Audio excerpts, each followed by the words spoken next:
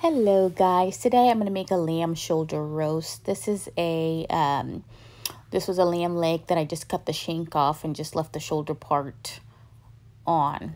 You want to marinate your meat.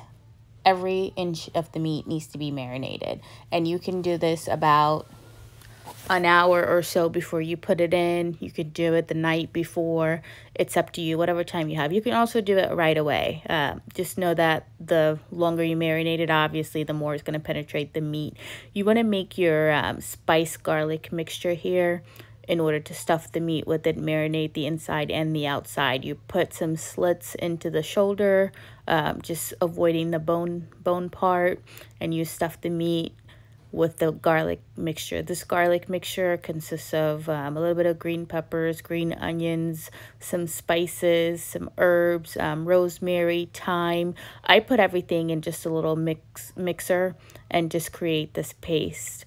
And you can make it as spicy or non-spicy as you like. Mine, I put black pepper, red pepper flakes, a little bit of cayenne. You can also put in some habanero peppers into this to make it more spicy. I don't like it as spicy, so I just limit the amount of spices. I just do a little bit of red pepper flakes and cayenne, and you just make it into a paste. Once you rub the mixture, you want to also add some Dijon mustard. Dijon mustard is the best for this. You can use other mustard if you have it. Spicy brown mustard is also okay, but I prefer Dijon. So if you have Dijon, you use that. It's worth buying. Dijon mustard has a very particular taste that's not as mustardy as like yellow mustard. It has its own distinct flavor.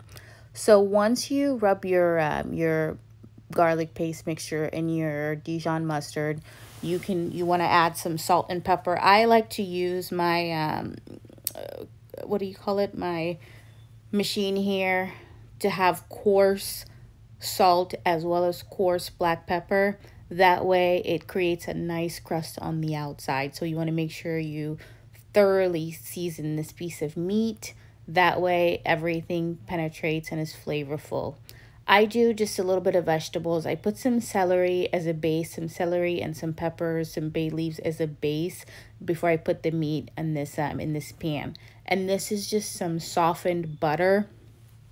I trimmed a little bit of the fat from the meat before so I could add the butter. If you don't want to add the butter, that's perfectly fine, but just know that butter equals flavor. So if you avoid it, just know that you're avoiding flavor. And then you want to add some more herbs on top. Again, this is just going to create a nice crust. I do rosemary and thyme. And as you can see, that meat is perfectly seasoned, marinated. And I just top it off with some olive oil. This is extra virgin olive oil. Again, extra virgin olive oil is flavor, and it's just going to help us make a nice crust. And this is pretty much it. This is ready to go into the oven. Once you let it sit for 30 minutes to an hour, put it in your oven, 425 degrees, and this is what you get. You can serve this pretty much anytime. You can do it as like a Saturday night dinner, a Sunday night dinner, or even for holidays, Christmas. This is a nice piece of meat to have for Christmas, perfectly cooked. I did mine 425 degrees for 2 hours. 2.5 hours. You can do 2 hours if you prefer more rare, but this was perfect, you guys.